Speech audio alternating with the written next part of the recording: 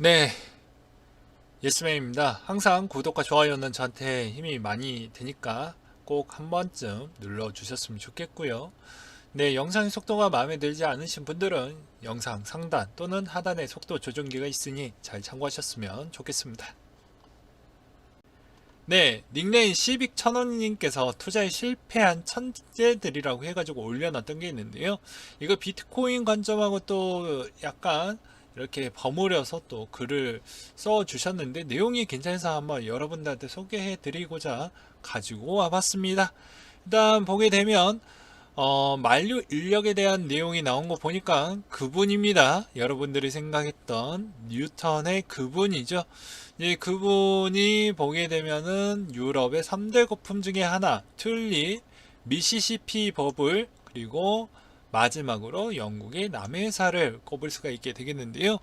나라에서 불시철권을 대거 발행한 후 노예무역을 독점하는 조건으로 이 남해 회사가 떠넘기게 됐다. 그중 나중에 정부에다가 로비를 겁나게 해서 일반인에게 휴지 조각을 공개하는 권한을 받아내게 되는데 그 과정에서 상납금을 비롯한 거금이 들었는데 그게 본전을 차리려고 세력질을 시작을 하게 되었다.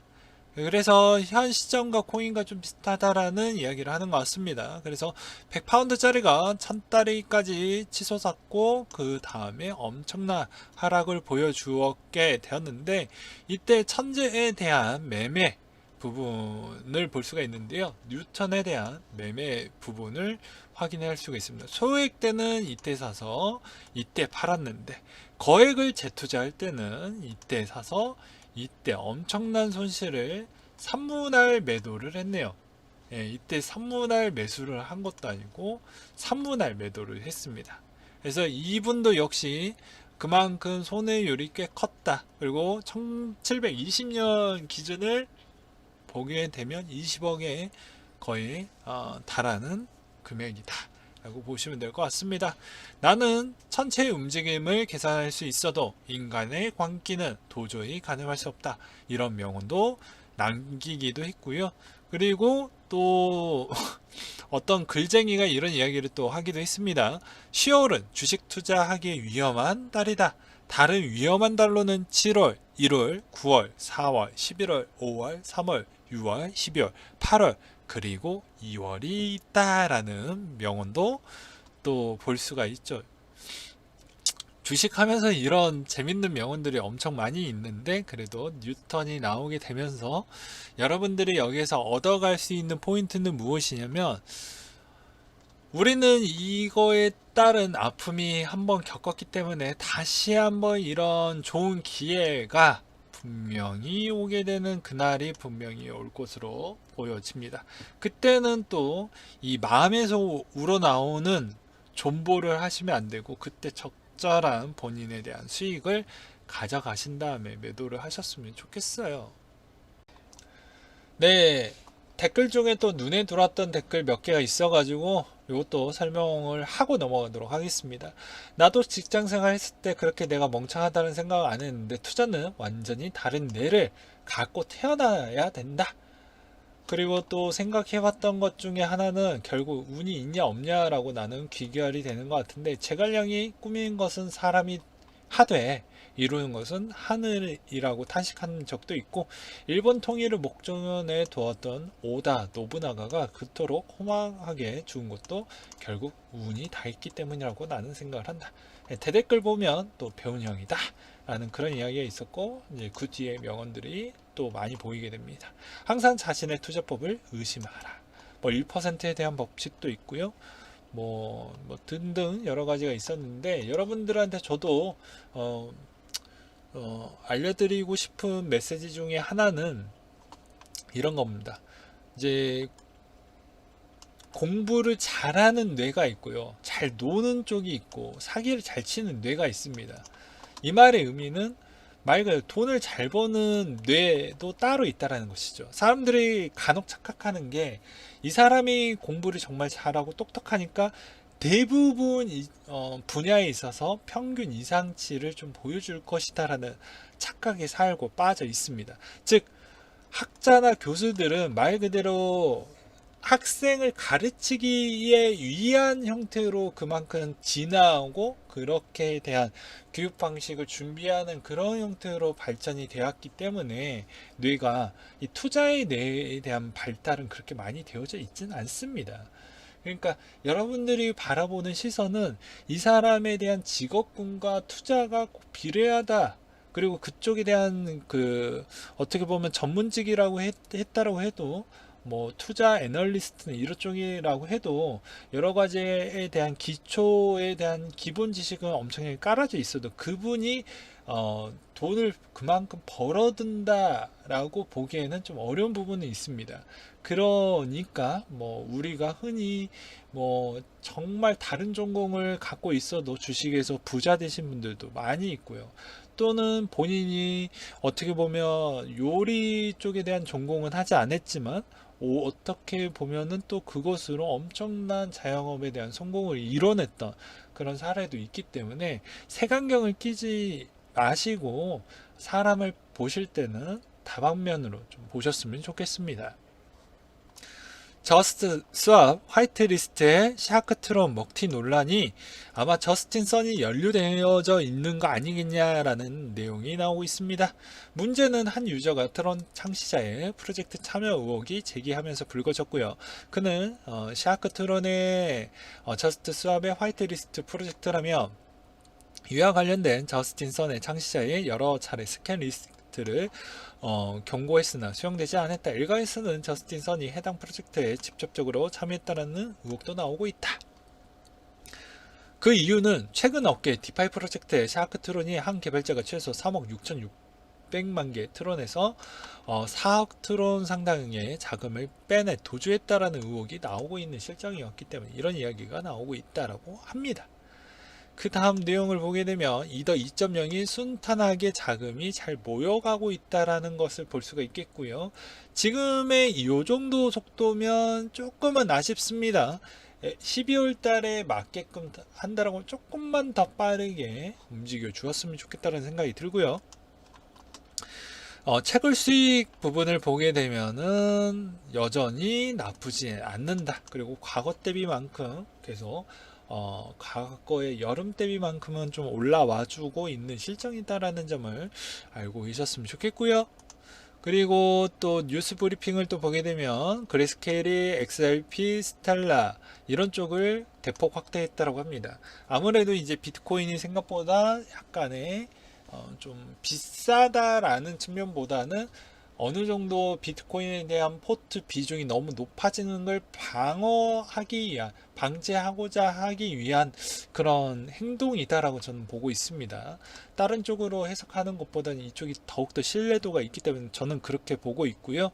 그리고 이제 부동산 재벌의 한 분도 이제 점차 비트코인 쪽에 관심을 두고 있다라는 거, 그리고 리플의 3분기 4,600만 달러 상당의 바이백을 이번에 해서 가격대를 방어를 해줬다라는 부분이 있습니다. ODL로 갖고는 지금 XRP를 움직일 수가 없어요, 여러분들. 그래서 저번에도 이야기를 했지만 리플렛을 사용하고 있는 기관들이 해마다 갱신을 하니까 이 연마다에 대한 갱신을 했죠. 3년마다 최저점을 갱신을 했습니다. 메이저 코인에서는 유일무이하게 연저점을 무려 2018년도 이후 때부터 계속 갱신을 했기 때문이죠. 그러다 보니까 바이백을 할 수밖에 없었던 측면이 좀 눈에 들어오기도 합니다. 그래서 그 점을 좀 알고 계셨으면 좋겠고요. 그리고 최근에는 이제 리플 쪽에서 뭐 중동 쪽에 조금 뭐 어떻게 보면 뭐 본사 이적을 할 수 있다 이런 이야기가 나오고 있는 이유는 조만간에 이제 그쪽에 월드컵 행사가 조금은 거래가 있긴 하지만 월드컵 행사가 있기 때문에 이쪽으로 약간 기웃거리는 그런 측면도 보이기도 합니다. 그리고 지켓씨가 캐노피 업그레이드를 하고 블록보상 반감기도 있다라고 하니까 이 점을 초점을 좀 보셨으면 좋겠고요.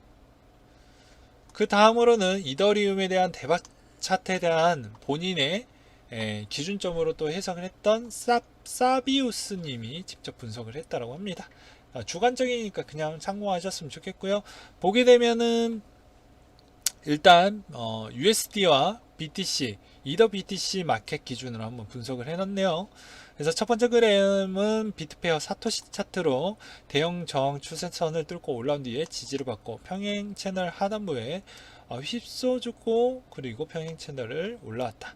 평행 채널 상단부 도달하는 가정하에 내년 2분기까지 80% 상승 가능할 것으로 보여지며, 두 번째 그림은 이더 달러 페어 USD 차트가 보여진다. 대형 패턴의 완성과 큰 저항대 주봉산 430달러 부근에 돌파할 것으로 보여진다. 뭐 이런 내용이 보여지는데요. 뭐 이더의 분위기는 전 나쁘다라고 보진 않습니다. 일단은 그래서 이더가 앞으로 디파이가 지금 회복을 해주고 있는 실정이기 때문에 괜찮을 것으로 또 보여지고요. 그리고 체인링크의 사기행위 비판이라고 해서 두껍스님이 올려주셨던 내용인데요.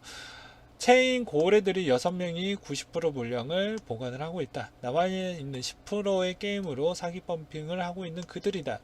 중함 집권 시기고 사기 코인이며 고래들이 개발자가 아니라고 말할 수 없는 상황, 즉 펌핑을 시키고자 할 때 필요할 때 개발비, 인력, 운영비 내다파는 행위를 할 것이다.